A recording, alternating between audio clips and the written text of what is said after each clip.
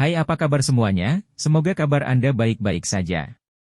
Terima kasih karena sudah memberikan support dan juga kesetiaan Anda untuk membangun channel Codot Film. Yuk kita lanjutkan alur ceritanya, sambil siapin kopi dan cemilan, setting suara volume full. Gasken. Menyapu. Engah. Engah. Engah. Tubuh fisik yang rendah dan dalam yang meledak berulang kali bergema di dalam manor yang sangat besar. Suara ini seperti sabit dewa kematian. Tanpa kecuali, murid Misty Cloud Sector akan berubah menjadi abu setiap kali terdengar. Murid Misty Cloud Sector berkerumun menuju lapisan terdalam manor seperti air banjir. Orang-orang di belakang sama sekali tidak menyadari perubahan tak terduga yang terjadi di depan karena penglihatan mereka yang terbatas. Oleh karena itu, ketika momentum gerombolan mereka secara bertahap memasuki batas tertentu, sabit dewa kematian menebas. Teror dan gangguan akhirnya menyebar ke segala arah karena semakin banyak tubuh murid Misty Cloud Sector yang secara aneh menyala otomatis.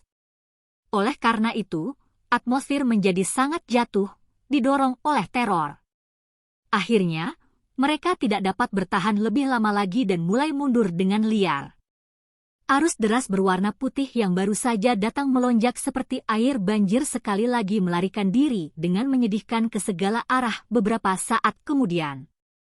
Sikap panik mereka seolah-olah mereka takut bahwa penyalaan otomatis yang aneh akan menimpa mereka. Oleh karena itu, serangan besar-besaran dari Misty Cloud Sector mulai menghancurkan dirinya sendiri tanpa diserang di bawah penyalaan otomatis tubuh yang aneh ini. Ketakutan dan keterkejutan hadir di wajah semua orang. Sesuatu yang bisa membunuh seseorang tanpa bentuk dan warna bahkan lebih mudah mengikis keberanian seseorang dibandingkan dengan pisau dan pedang yang tajam. Ketika murid Misty Cloud Sector melarikan diri untuk hidup mereka dari bagian terluar manor, fenomena tidak biasa dari penyalaan otomatis tubuh secara bertahap mulai menghilang. Namun, pada saat ini, murid Misty Cloud Sector sudah menderita kerugian serius. Selama waktu penyalaan otomatis yang menakutkan tadi, setidaknya setengah dari orang-orang berubah menjadi debu dengan cara yang sangat aneh. Manor itu ditutupi oleh semacam bubuk putih keabu-abuan saat murid Misty Cloud Sector mundur dengan cara seperti semburan. Karena jumlahnya yang besar, itu menghasilkan lapisan yang setebal jari. Bubuk itu menari-nari saat angin bertiup kencang. Seluruh langit dipenuhi teror dan bahaya yang aneh, membuat seseorang merinding. Baik di dalam maupun di luar seluruh manor telah berubah menjadi keheningan yang mematikan di bawah perasaan berbahaya ini. Beberapa saat yang lalu, setengah dari murid Misty Cloud Sector telah berubah menjadi abu bubuk dalam waktu kurang dari 10 menit. Terlepas dari apakah itu anggota klan primer, murid Misty Cloud Sector, atau pengamat sekitarnya, mereka semua merasakan hawa dingin di tubuh mereka seolah-olah mereka berada dalam jurang. Pemandangan ini sangat menakutkan bagi mereka. Setelah keheningan berlanjut sejenak, banyak tatapan akhirnya mulai beralih ke pemuda berjubah hitam yang membawa penguasa yang berat di langit. Pada saat ini, yang terakhir perlahan mengulurkan kedua tangannya. Jika seseorang dengan hati-hati melihat tangannya, seseorang akan bisa melihat secara samar-samar kumpulan api tak terlihat yang menyala dengan ganas di atasnya. Dari situasi yang terlihat, sudah jelas bahwa kegilaan penyalaan otomatis yang menakutkan sebelumnya disebabkan olehnya. Murid Misty Cloud Sector yang menarik diri dari manor menunjukkan wajah terkejut dan ketakutan saat mereka melihat Xiao Yan di udara. Cara itu seolah-olah mereka sedang melihat setan ganas yang haus darah. Kekejaman taktik yang terakhir tadi cukup untuk meninggalkan fobia di hati mereka, yang sulit dihilangkan. Sosok manusia yang seperti iblis ini akan mengikuti mereka seperti bayangan mereka, sesekali muncul di hati mereka. Itu menyebabkan hati mereka dipenuhi ketakutan. Anggota klan primer di dalam manor melihat bubuk di luar halaman manor. Mereka pun tanpa sadar menelan seteguk air liur. Tatapan mereka saling memandang dengan mata mereka dipenuhi dengan keterkejutan. Murid Mystic Cloud Sekte yang telah mengalahkan mereka sampai mereka tidak dapat membalas sebelumnya berubah menjadi petasan yang meledak secara acak di semua tempat. Setelah itu, lebih dari setengah dari mereka tersingkir. Hanya pada saat ini mereka benar-benar memahami bahwa di mata orang yang benar-benar kuat, kehidupan manusia benar-benar hanyalah kotoran. Yafei juga terkejut dengan adegan menakutkan ini. Wajah cantiknya yang mempesona agak pucat saat dia mengangkat kepalanya untuk melihat ke udara. Wajah acuh tak acuh pria muda berjubah hitam itu memiliki benang kekejaman. Dia menghela nafas sekali lagi. Kebencian yang Xiao Yan rasakan terhadap Mystic Cloud Sect telah benar-benar mencapai tahap di mana dia dengan cemas ingin memakan daging mereka. Yafei cukup akrab dengan karakter Xiao Yan. Biasanya, dia tidak akan melakukan hal seperti ini. Oleh karena itu, Mystic Cloud Sekte hanya menyalahkan diri mereka sendiri untuk semua ini. Orang ini bukan lagi pemuda berhati lembut dari dulu, namun, ini mungkin dianggap hal yang baik untuknya. Xiao Ding tidak merasakan perlawanan sedikit pun terhadap Xiao Yan memulai pembantaian. Sebaliknya, dia merasakan sedikit kegembiraan di dalam hatinya saat dia tertawa dan perlahan berbicara.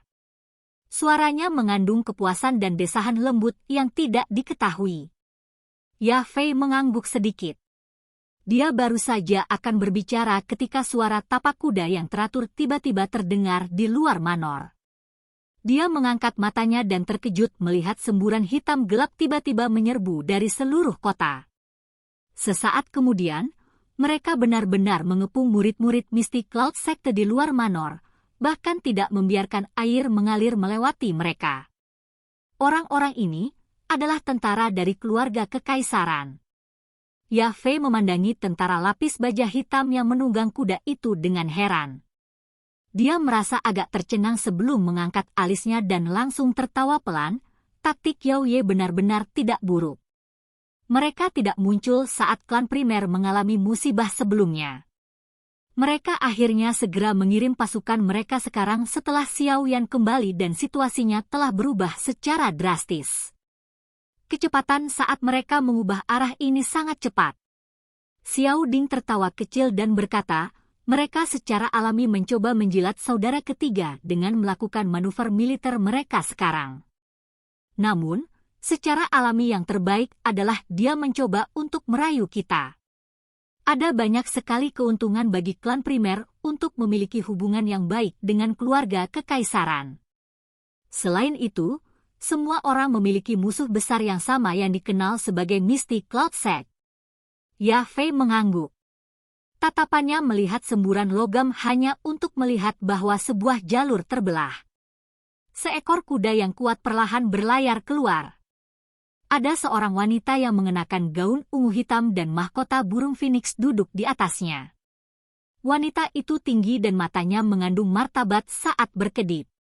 Dari penampilannya, dia secara alami adalah kaisar wanita masa depan yang secara bertahap akan mengendalikan keluarga kekaisaran Jia Ma, Yao Ye.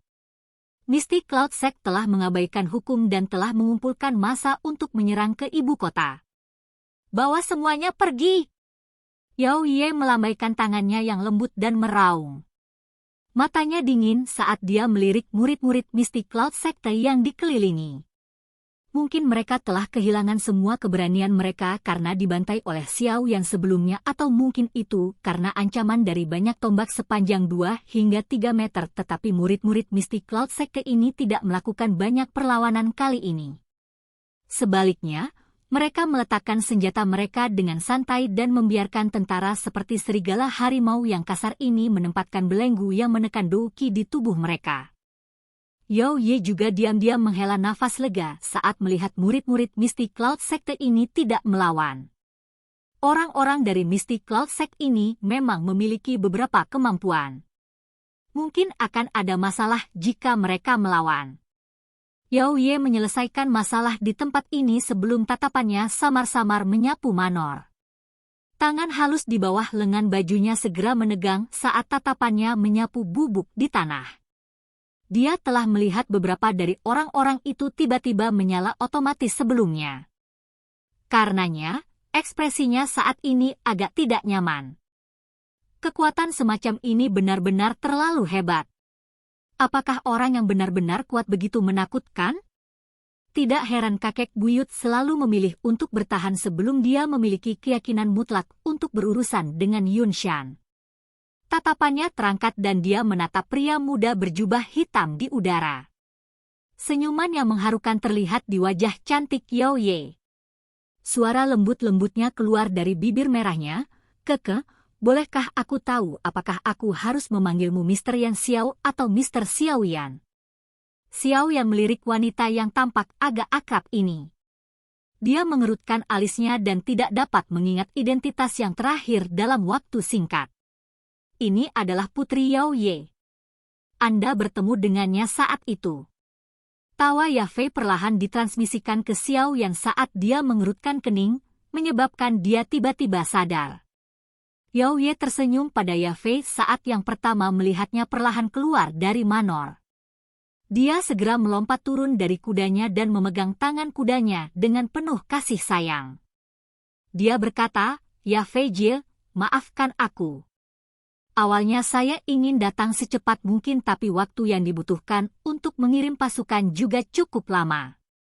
Yafei tidak menunjukkan keterkejutan atas kehangatan Yao Ye yang tiba-tiba padanya. Dia tersenyum. Hatinya sangat menyadari bahwa kemungkinan keluarga kekaisaran berusaha yang terbaik untuk membentuk hubungan yang baik dengan Xiao Yan saat ini. Namun, beberapa masalah saat itu telah menyebabkan Xiao Yan memiliki kesan yang buruk untuk faksi lain di dalam kekaisaran Jia Ma. Karenanya, wanita cerdas di depannya ini telah memilih untuk mencoba dan merayu dia dan menggunakan kesempatan ini untuk melakukan kontak dengan Xiao Yan. Oh, itu Putri Yao Ye. Xiao Yan juga tersenyum sembarangan setelah diingatkan oleh Yafei. Namun, dia tidak menunjukkan ketertarikan di luar. Dia mengangkat kepalanya dan melihat ke medan pertempuran yang kacau di langit sebelum bergumam dengan mulutnya, saat ini tidak ada waktu untuk mengejar putri. Mari kita bicara perlahan setelah saya menyelesaikan semua orang ini. Kaisar wanita masa depan Kekaisaran Ma Jia ini tidak menunjukkan ketidakpuasan terhadap kata-kata Xiao Yan yang agak dingin dan acuh tak acuh ini. Dia hanya mengangguk dengan senyum lembut. Xiao Yan secara acak membubarkan Yao Ye sebelum sayap api hijau giok di punggungnya dikepakkan. Tubuhnya secara bertahap bergegas menuju medan pertempuran yang kacau di langit. Karena kalah jumlah, beberapa ahli mistik Cloud Sekte doang sudah dirugikan dalam pertarungan di langit. Mereka hanya bisa menangkis serangan dan tidak bisa membalas. Oleh karena itu, situasinya langsung menjadi sepihak ketika beban berat, seperti Xiao Yan, bergabung. Grup. Sosok hitam yang kabur itu melintas di langit hanya dalam beberapa menit ketika hampir 4 ahli doang terluka parah dan jatuh dari langit. Darah segar yang mereka semburkan di sepanjang jalan itu seperti kabut merah yang perlahan melayang di udara. Seluruh kota benar-benar sunyi saat mereka melihat ahli Dowangs yang berulang kali dikalahkan dari Misty Cloud Sect. Kemudian mereka saling memandang. Siapapun bisa tahu bahwa Misty Cloud Sect tidak memiliki kemampuan sedikit pun untuk membalikkan keadaan. Bang! Tinju kejam lainnya menghantam punggung elit Douwang yang terkejut. Kekuatan kuat yang ganas menyebabkan dia langsung kehilangan kekuatan bertarungnya. Pada akhirnya, orang itu jatuh kepala lebih dulu dari langit tanpa ada yang tahu apakah dia hidup atau mati. Xiao Yan perlahan menghembuskan udara keruh dari dadanya. Tatapannya perlahan menyapu ke puncak gunung buram yang jauh di luar ibu kota. Aura ganas tiba-tiba melonjak dari tubuhnya dan segera menyapu seluruh langit.